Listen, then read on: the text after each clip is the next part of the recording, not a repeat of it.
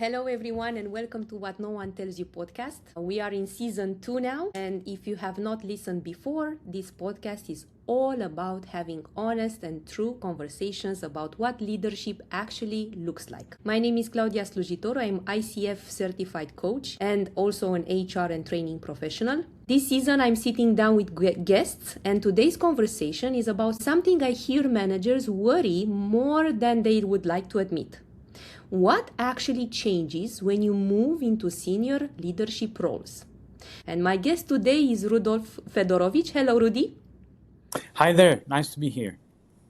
Very good to have you here, and thank you so much for accepting the invitation. Rudy is the founder of Advice Executive Search Romania, and earlier in his career, he led the Romanian office of EMA Partners International and then represented Odgers in Romania. And what makes Rudolf's perspective particularly sharp is that he has been seen leadership careers from several angles at once. He is a psychologist by training, and he has spent over 25 years assessing senior leaders and advising organizations on what is and what is not working at the top. He is also an associate consultant within Trend Consult, and for 9 years he served on the board of directors of World Vision Romania, including as chair of the board. Rudolf, welcome once again, and I have been really looking forward to this meeting. Thank you. Thank you so much. I look the same. I will just shoot with the questions. We are very curious to understand. So from everything you have seen across so many leaders, so many organizations, what is the biggest misunderstanding that middle managers have about what senior leadership actually is? Oh, that's a good question. And I think that often happens that, people in middle management, even before getting in senior management or after they get in senior positions, they do have several areas where they misunderstand things. They do have, I would say, not very aligned expectations about what happens. And I think one of the most frequent that I met in my career is the one that says to them, to the middle managers, the fact that once they're in a top position, they reached heaven. Many of them imagine that a senior position, a top management position, is sort of, okay, I got to that point, everything will be pink with Prosecco and champagne and caviar, and I will get a huge salary and everything will be, heaven-like. Well, it's not. It's a different kind of hell. It's a different kind of problems. It's a different kind of challenges that you will need to front and be able to undertake. Now, the second misunderstanding is the fact that, when I'm a middle manager, I run a business like this. And often they imagine that being a top manager is just a question of quantity. It's just a higher perspective. It's just a higher business. It's just, just bigger operations. It's not. It's often not in quantity, but in quality, more complex, more complicated. It's not seeing only what happens today, but seeing what will happen in a month from now, in a year from now. It's seeing not only what happens if I move this from here to here, but the capability to understand the larger, the more systemic effects with what I'm doing. This is why, things like politics, I need to manage politics as soon as I'm in a higher position, will surprise the middle management, the middle managers who get there and didn't expect that.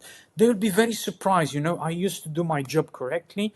I used to do everything right to the point. I deliver results. Everything is spotless.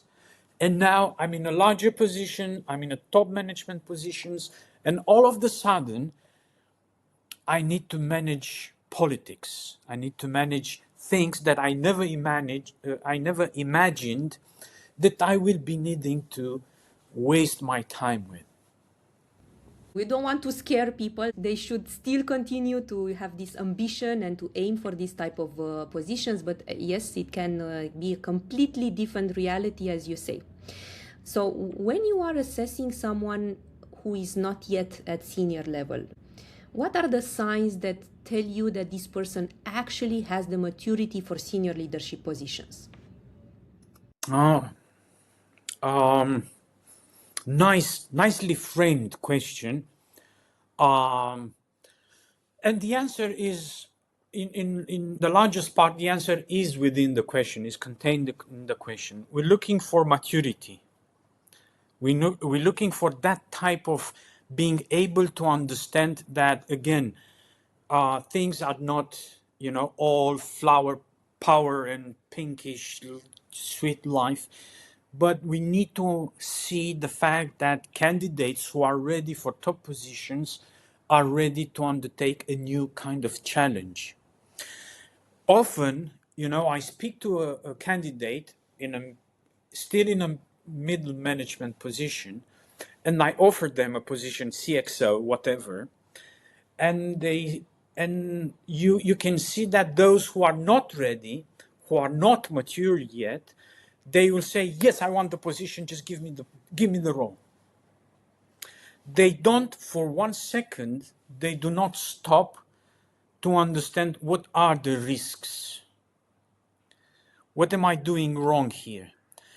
Is it any danger in that position? Do I expect any kind of failure? Is it any? Do I see any kind of problems? No, many of them, unfortunately, do not have yet the capability to understand what happens, not here, not right now, but tomorrow over there. I think there is a version of this that can be quite tricky to spot. But for example, if someone looks ambitious, someone who is motivated, who is clearly hungry for more, but who is not yet ready for a significantly bigger role, what does that actually look like in practice from your point of view? Again, you gave the answer within the question. They only have ambition. Many times I see that they only have ambition. They only at the point where the only thing that they can bring to the table is the willing to do so. They still have to develop their capability to understand the politics, to understand the bigger picture, to be able to take the heat. Many times people in top management need to be able to absorb the heat, to absorb the problems in general, and not let them go into the organization. The capability to understand and to have the vision about that particular business and how this business will look in a year from now. And finally, for the middle manager who is listening to us right now and who wants to go seriously into a senior leadership position, what do you think is the one thing they should start paying attention to? I would advise them. So if I was to just say one thing, the most important would be careful what you wish for. You might just get it. You see, it's with a trick, because if you're careful what you wish for, that means you took the time to observe.